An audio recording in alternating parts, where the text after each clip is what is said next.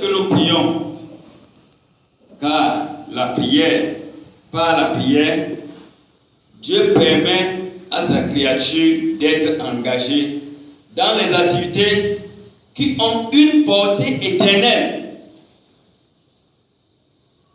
Les activités qui ont une portée éternelle. La prière nous fait entrer dans une communion profonde avec Dieu, car il nous aime et prend plaisir à la communion avec lui. Dieu aime que tu te mettes à prier pour que tu sois en communion avec lui. Il a le plaisir de te voir en communion avec lui. Quels peuvent être les résultats de la prière? La prière change la manière dont Dieu agit. La prière peut changer la décision de Dieu. Quand nous lisons le même livre de Jacques, au chapitre 4, verset 2. Prenons le chapitre 4, verset 2. Jacques 2, qui a trouvé? Lis. Vous convoitez et vous ne possédez pas. Vous êtes meurtriers et envieux et vous ne pouvez pas obtenir. Vous avez des querelles et des luttes et vous ne possédez pas parce que vous ne demandez pas. Vous demandez, vous ne recevez pas parce que vous demandez mal dans le but de satisfaire vos passions. Alors, Luc 11, 9 et 10. Luc. Et nous allons aussi voir d'autres cas dans l'Ancien Testament où Dieu a agi par la force de la prière. Oui. Luc 11, 9 à 10. Là, il est écrit: et moi je vous dis, demandez et l'on vous donnera, cherchez et vous trouverez, frappez et l'on vous ouvrira. Car quiconque demande reçoit, celui qui cherche trouve, et on ouvre la porte à celui qui frappe. Oui. L'on ouvre la porte à celui qui... Donc, continue à prier. Tu sembles bloqué dans une situation, continue à prier. Ne t'arrête pas de prier. Et j'ai dit que Dieu peut changer la vie quand nous avons prié. Dans le livre des Autres, au chapitre 32, verset 9 à 10, Dieu est fâché du peuple d'Israël et tient à détruire le peuple. Mais Moïse, dans ce même chapitre, verset 11 à 12, Moïse supplie Dieu par la prière et Dieu renonce à sa décision de détruire Israël. Donc vous pouvez prier. Si Dieu avait l'intention d'agir négativement, votre prière peut faire en sorte que Dieu arrête d'agir selon ce qu'il avait dit. Si le peuple prie et s'humilie et la repentance alors suit, alors Dieu écoute et pardonne. La prière du peuple, les prières du peuple ont un effet évident sur la manière dont Dieu agit. Parce que quand nous prions beaucoup, autant nous prions, Dieu est à l'écoute de nos prières. Il nous entend.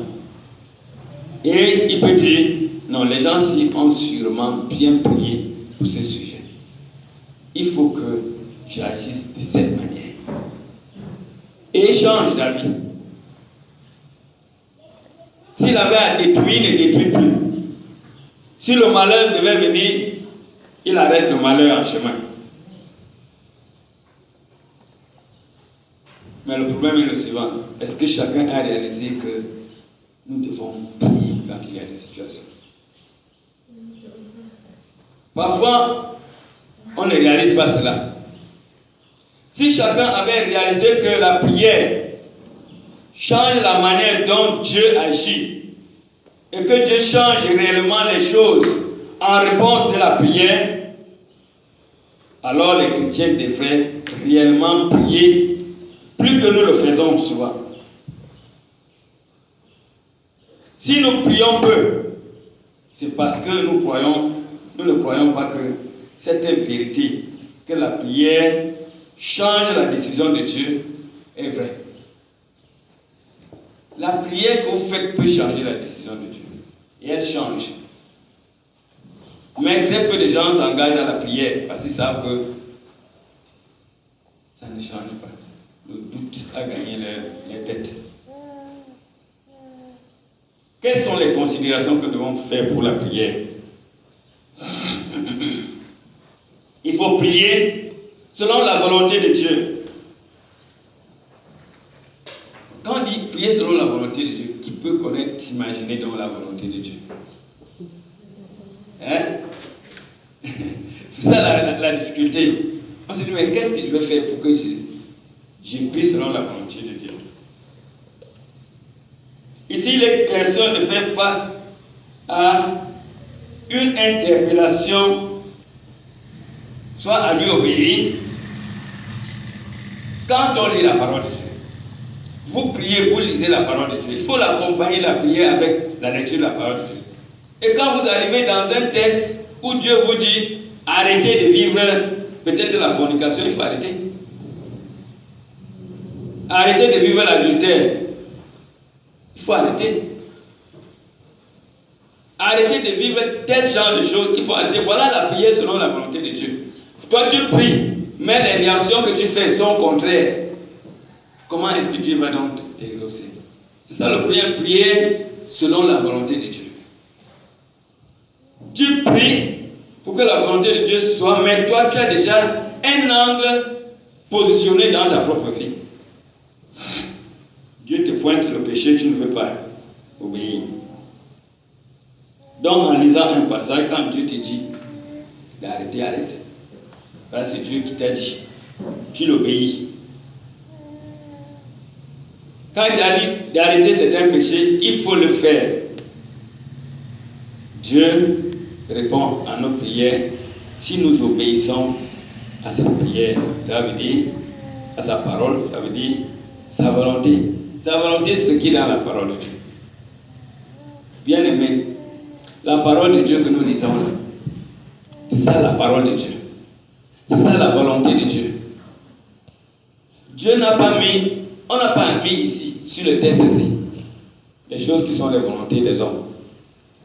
C'est pour cela que, bon, j'entre un peu dans un débat un peu plus théologique là.